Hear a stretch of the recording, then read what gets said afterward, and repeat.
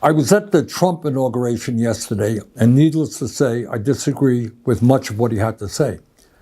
But what really struck me, however, is not what he said, which was not surprising given his rhetoric, but what he didn't say, The simple truth is that Donald Trump gave a major speech, the first speech of his second presidency, and ignored virtually every important issue facing the working families of this country. How crazy is that? Senator Bernie Sanders has been a vocal critic of former President Donald Trump's rhetoric and policies. Following Trump's inauguration, Sanders highlighted discrepancies between Trump's promises and actions, particularly concerning the working class. He pointed out that despite Trump's claims of opposing the establishment, his administration included numerous corporate figures and billionaires. Sanders emphasized that true support for working people would not involve appointing individuals from the same elite circles that have historically marginalized them. Additionally, Sanders expressed concerns about authoritarian tendencies in Trump's approach to governance. He underscored the importance of upholding democratic principles and cautioned against any actions that might undermine the nation's democratic institutions. Throughout Trump's tenure, Sanders remained steadfast in advocating for policies that genuinely benefit the working class, urging vigilance against rhetoric that doesn't align with concrete actions. Our healthcare system is broken, is dysfunctional, and it's wildly expensive. Not one word from Trump about how he is going to address the healthcare crisis. We pay by far the highest prices in the world for prescription drugs, sometimes 10 times more than the people in other countries. And 1 out of 4 Americans are unable to afford the prescriptions that their doctors prescribe. Not one word in his speech on the high cost of prescription drugs. We have 800,000 Americans who are homeless and millions of people spending 50 or 60% of their limited income on housing. We have a major housing crisis in America. Everybody knows it. And Trump, in his inaugural address, did not devote one word to it. Today in America, we have more income and wealth inequality than we have ever had.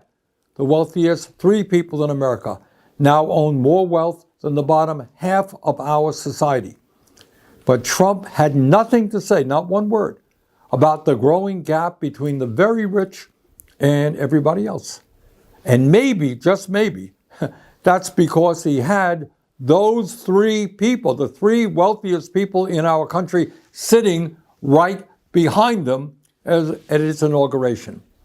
And I should add that those 3 people, if you can believe it, and this really is unbelievable, saw their wealth increase by more than $233 billion since the November elections. How's that? $233 billion increase in wealth for the 3 wealthiest people. No wonder they were sitting right behind Donald Trump at his inauguration. They couldn't be happier.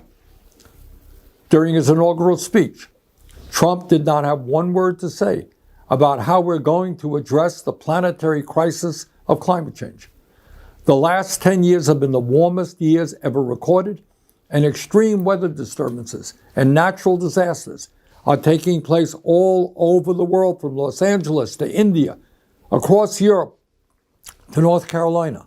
Not one word from Trump about climate change, except, of course, to make it clear that he intends to make this horrific situation even worse with drill, baby, drill. Just brilliant. In the coming months and years, our job is not just to respond to every absurd statement that Donald Trump makes. Our job is to stay focused on the issues that are of importance to the working families of our country, and in fact are widely supported by the American people. Let me just mention a few of them. Yes, healthcare is a human right, and we must join every other major country in guaranteeing healthcare to all people through a Medicare for All single-payer program. Healthcare is a human right. Yes, we must take on the greed of Big Pharma and substantially lower the cost of prescription drugs in this country. Yes, we must build millions of units of affordable housing and low-income housing. Yes, we must make sure that all of our young people have the ability to get a higher education by making public colleges and universities tuition-free.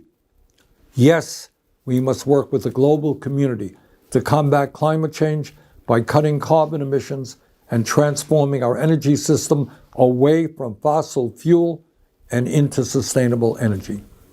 Yes, we must pass legislation to raise the absurdly low federal minimum wage of $7.25 an hour to a living wage of $17 an hour. Anybody who works 40 hours a week in this country should not be living in poverty. Yes, we must pass the PRO Act and make it easier for workers to join trade unions and grow the trade union movement in America. Yes, in order to help fund the needs of working families in this country, we must demand that the wealthiest people in this country, including those individuals sitting right beside Donald Trump at his inaugural, start paying their fair share of taxes. Yes, we must end a corrupt campaign finance system which allows a handful of billionaires to buy elections and move us rapidly into an oligarchic form of society. Bottom line, as we enter the new Trump presidency, we have got to remain focused. We cannot panic. No matter how many executive orders he signs, and no matter how many absurd statements he makes, our goal remains the same. We have got to educate, we have got to organize, we have got to put pressure on Congress to do the right things. And by the way, with Republicans only holding a 3 or 4 seat advantage in the House, we can stop them time and time again if we are organized. Finally, my friends, we have got to fight to create an America based on economic, social, racial, and environmental justice. That's what we've got to work on. Let's go forward. Let's do it. Senator Bernie Sanders' critique of Donald Trump's inauguration speech reflects a vital commitment to holding leaders accountable for their promises, especially when those promises claim to champion the working class. Sanders rightly pointed out the inconsistency between Trump's rhetoric and the actions of his administration, which included appointing billionaires and corporate elites to positions of power. This contradiction underscores the importance of ensuring that political leaders prioritize the needs of ordinary citizens over those of the wealthy and well-connected. Trump's inauguration speech promised to return power to the people, but as Sanders emphasized, true empowerment of the working class requires policies that address systemic inequality, provide healthcare access, create good-paying jobs, and ensure that all Americans have an opportunity to succeed. Sanders' stance reminds us that actions, not words, define a leader's commitment to the people. Empty promises and symbolic gestures fall short if they are not accompanied by substantive change. Moreover, Sanders' warning about the potential erosion of democratic principles under Trump's leadership was prescient. In an era where the concentration of power can threaten accountability, it is crucial to maintain the integrity of democratic institutions. Sanders' advocacy for transparency, fairness, and policies rooted in equity remains a beacon for those seeking a more just and inclusive society. In supporting Bernie Sanders' position, we recognize the value of honest leadership that not only listens to the struggles of everyday Americans, but also acts decisively to address them. His critique serves as a reminder that democracy flourishes when leaders prioritize the well-being of their constituents over personal or corporate gain. It is this unwavering dedication to justice and equity that makes Bernie Sanders' perspective not just relevant, but essential in safeguarding the promise of democracy for all. Thanks for watching. See you in our next videos.